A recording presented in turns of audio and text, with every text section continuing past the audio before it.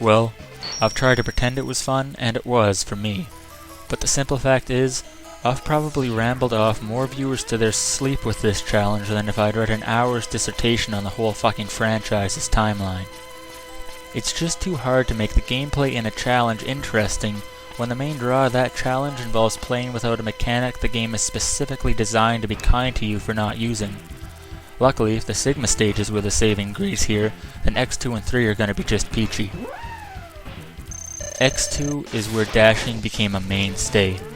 It's a hardwired move, not an upgrade. As such, nothing in the game is expected to be approached without it. Situations routinely crop up where the challenge is designed around all of X's mechanics. Now, not to say that X2 is a hard game at all, but when a rudimentary move is left out of the game when it's a driving point to the stage design, it's a small wonder the restriction allows the game to be completable at all. I guess the counter-argument here is that if X1 seemed bland due to the slower pace, wouldn't a game where the dash is incorporated into the bloody fundamentals seem even more empty without it? Not really, surprisingly. Thing is, none of X2's stages feel particularly empty compared to X1's, despite the fact that a large part of X2's strength comes from the smoother, less cluttered levels. That feel isn't a result of longer, emptier terrain. It's more an after effect of the general layout and less obtuse blockades like long vertical climbs, ladders, and enemies that take half a minute to kill. I'm not saying that doesn't ever show up. I'm just trying to put forth that there isn't nearly as much dead air between action while not using the dash as you'd think there'd be, given that the game takes dashing into account so often. X1 is still a bit of a bridge between the original series and the new, fast-paced feel of the X series, so it has more of an emphasis on straight-up platforming at times than creating a speedy, exhilarating pace throughout the backdrop of its stage design. And that results in X1 being fairly slow and involved in parts even with the dash, so without it, things become even more drawn out to observe.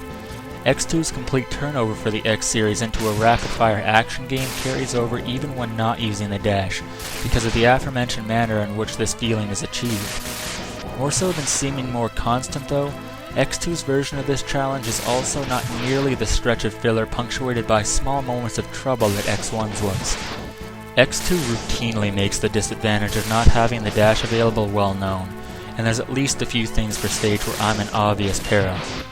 Beyond just making pre-existing hassles much more threatening or difficult though, and the fucking X-Hunters come to mind as an example of that, there are also numerous areas in X2 where making it by at all without dashing becomes a damned puzzle. Of course, the big question I had before even trying any of this was, is making it through X2 and 3 possible without dashing once? But beyond that, I found that some of the biggest problems came from spots I didn't even think twice about when going over what would be the obvious issues when approaching the game this way. A good example is a completely innocuous section of Flame Stag stage with 3 sinking pillars. I ended up taking a good long break from work on X2 after playing with that for a little while, because it seemed completely impossible to do without taking damage.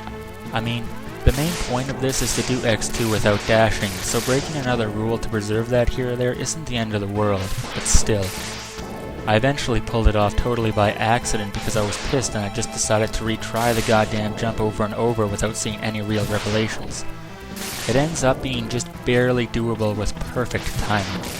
This challenge is littered with small surprises and more overtly obvious nightmares like that. I only need to break a rule once through weapon use in the X-Hunter stages, but it probably goes without saying where that is, and really, I expected a much worse outcome.